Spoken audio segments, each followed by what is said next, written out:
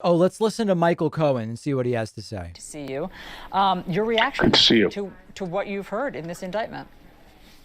There's nothing that has been said that I couldn't have scripted out in advance of the Trump Organization's counsel, whether it was Alan Futerfas or the other attorney. Obviously, what else can Donald say? What else can Allen Weisselberg say? It's political. It's political. He's been saying this witch hunt sort of language since the very first day that he took office. No one is allowed to investigate Donald unless Donald tells you he's allowed to be investigated. And that's the problem here. So, look, everybody has to just take a step back, read through the indictment as it's written instead of skimming through it in order to find pieces. What you're going to find is that Allen Weisselberg is in substantially greater jeopardy than he was last night. You know, Allison, I've said this before, and I want to say it to you as well. There's a big difference between when you're under investigation and when you're under indictment. The next step for Allen Weisselberg and possibly his children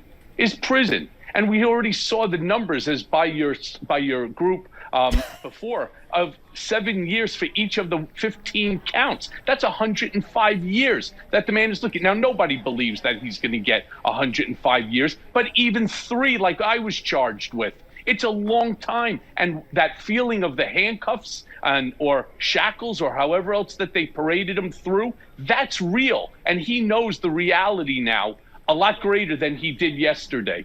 And so, Michael, I mean, because you've been in this very position in terms of being indicted and knowing the difference between an investigation and an indictment, what we've learned, at least from what has leaked out in media reports, is that Allen Weisselberg was not interested in cooperating up until now. Do you think that today something changes? Yeah, I mean, he would be crazy not to, because right now his life is on the line. He's 74 years old. He gets 3 years, 5 years, whatever it is. That's real time when you're in your golden years. He doesn't want to be away from his wife and his sons and his grandchildren. He wants to be with his family. He wants to go on down to Boynton Beach and enjoy his golden years of his life, not hanging out with a bunch of other inmates, whether it's in an Otisville type scenario, of course that's federal, or wherever they're going to send him. It's not a joke at this point in time. And here's the thing. I think it was one of the members of your panel, I forget who it was, made a statement which is very true. What you have right now is Allen Weisselberg's head on the chopping block. And do you think that Donald Trump will protect him? Well, if Allen looks back at what happened to me, the answer is an emphatic no. He's going to pay the legal bills up until he gets tired of paying the legal bills because it's too much money. Why am I paying for everybody's money? Why am I paying for everybody's bills? And then he's going to cut them off.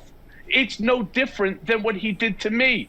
First, they bring you in, they hug you, they tell you everything's going to be fine. And then when things really get hot, that's when Donald runs. And the beauty of Donald doing that for him is he's going to say, well, that's why I paid my CFO. That's why I paid the accounting firm. I also want to just say to you, Allen Weisselberg is not the keystone. He is not the keystone to this investigation. Michael, I want to ask you about something that I think you have some information about personally. Yes. In the indictment, there are some details about the tuition, okay, that went for Allen Weisselberg's, I think, grandchildren. So there is a $359,000 check to Columbia Grammar School that Weisselberg's grandchildren went to, that it looks like were, according to this indictment, signed by Donald Trump himself. Do you have any information about that? Of course. Uh-oh. What's the exact question that you want? Why is it signed by Donald?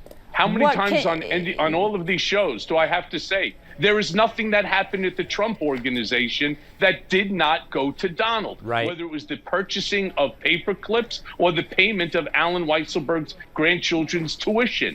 Every single thing went on Donald's death signature. Dear God. Oh, hold on. I'm just making sure I didn't lose you. Do you hear me? Can you hear me, Michael?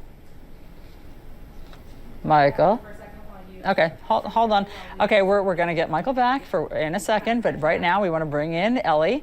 Ellie, tell me everything. Wow. Going through the How nuts is this, huh? This is crazy what's happening. He told me, sir, I'm being charged with 15 felonies. Sir, you can't ask that question. Nigel says, will Don Jr. shut up for a day? No. What happened to the tax and insurance fraud? Let's see what else we've got here. Prediction, Trump will initially distance himself from Weisselberg. Say he doesn't know him. I didn't know he did this, blah, blah, blah. Danny Thompson coming in with a stream record $105 super chat, 15 felony counts and 7 years prison for each.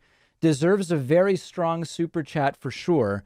We are going to discover that the oranges of this investigation are definitely bananas. Have a great long weekend, and thanks for all that you do. We're looking very strongly at sinks and showers. Mark says, did they give him his tie and belt back? I believe they did. Kelsey says, Trump has a new social media platform called Getter. Okay, let's get back to Michael Cohen. Longtime personal attorney. So, Michael, I mean, basically what I'm alluding to with this is that I know that you have sat many times with prosecutors and given them, what you know now. And so have you been able to point them to any specific fraudulent transaction that you can tie to Donald Trump that you think is now connected here? Uh-oh. Right. So let me once again say that I won't discuss my conversations with the district attorney out of respect for the investigation. All I can say is, yes, there are a multitude of documents that are in the possession of prosecutors that tie Donald Trump to everything. Whoa. Because everything went through Donald. I don't know how many more times I could possibly say the same thing. Every single thing, whether it was the acquisition of paper clips, light bulbs, furniture, mattresses, you name it. Mattresses. Right? Allen Weisselberg's kids' payments, rents, everything would have a Donald signature on it or his initial, and that included, and there are other people at the Trump Organization who additionally received the same sort of perk benefits that Allen Weisselberg did. Trump had he definitely didn't want anybody getting those pillow tops. That was it. Just the normal mattress was his limit. We're looking very strongly at sinks and showers. Their taxes. And why is it that it was done, and how is it that it was done and booked by the Trump Organization? Now, one of the things before I lost you in terms of sound that I was saying, what Donald will do, since he doesn't have emails, is he's going to claim that this is everybody else's fault. That's part of the Donald strategy. That's his playbook. It's not me. It's Michael Cohen. It's not me. It's Allen Weisselberg. It's not me. It's Matthew Calamari. But then he's going to say, it's not me. It's the accounting firm. So do you think that there's not going to be other people that are going to step up to the plate? By the way, the fact that there's a guy named Calamari who's involved here, I don't know why, but that just cracks me up. I don't even know why it's so funny. What's interesting is that though everything you've said rings true, in the past, for everything that has come up, whatever allegations there have been, somehow Donald Trump... It was a squid pro quo. Nicely done. Very, very nicely done. He didn't. And so why do you think this time is going to be any different?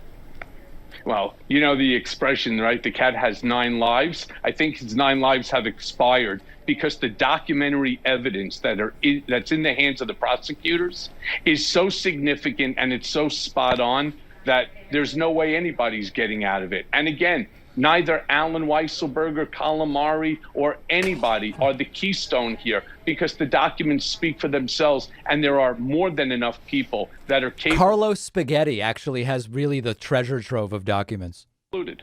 Michael, I have another question for you.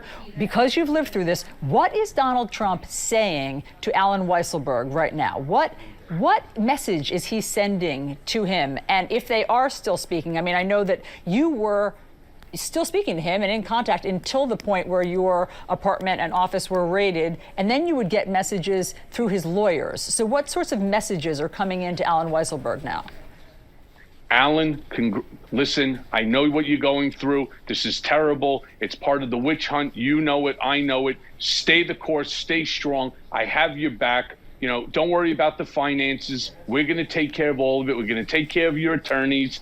Do not worry, right? This is all nonsense. It's all the politicization of the Trump Organization and me. They've been fighting for years. You know that we've been through much bigger wars than this. Just stay strong with me, and I promise you I have your back. Fraud. Guess That what? sounds pretty persuasive. It sure does, but guess what? It's not true, because nothing that Donald Trump says is true. And Allen will be the fall guy, just as I was the fall guy. And listening to these attorneys say this has never happened, it's unprecedented, it's not true.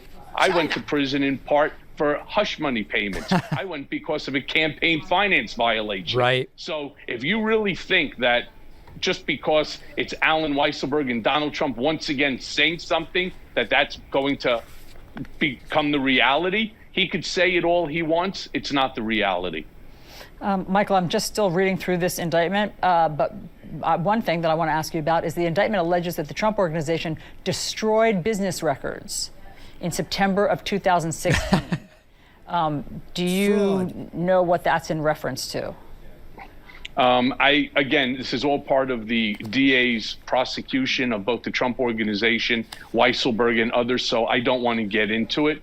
But obviously, they're not going to make a statement like that unless that they have the information in order to back it up. Right. Remember, most of the stuff that was documents with the Trump Organization come in only two forms. It's either electronic or it's on paper. That's just the way that the company ran. And so if there's information that's missing from the hard drive, rest assured, Quantico knows how to bring that information back. We've seen that before. And as it relates to paper, that's only one side. If I'm sending you an email, okay, if I get rid of it, that doesn't mean that yours is gone. So they will figure out how to get, or if not, they already have it, the information that they're looking for, or they're going to have it as a corroborating witness. Michael, as you probably heard Ellie Honig just outline from the indictment, there were other people mentioned, other employees, that it sounded like it goes beyond Allen Weisselberg. You think this is bigger than Allen Weisselberg? Isn't this the best? Is next to be indicted. Well, I think that Matthew Calamari is on the chopping block as well. He received the same type of perks, the COO, the same kind of perks and benefits that Allen. Shelley Shellfish also may be doing a hard time, if you know what I mean. Believe that there are other members of the Trump Organization, including the children, who are next to come up onto these indictments. You don't mean Allen Weisselberg's children. You mean Donald Trump's. You mean Eric and Don Jr. and Ivanka? Correct. And what do you think they would be indicted for? Well, again, their participation in different aspects of the company and how they ended up booking things for tax purposes. Matthew the benefits Calamari. that they took and received. And again, I don't want people to think that this case is about Allen Weisselberg in an apartment and a free car and so on. It is substantially larger in scope than just that aspect. That is but the tip.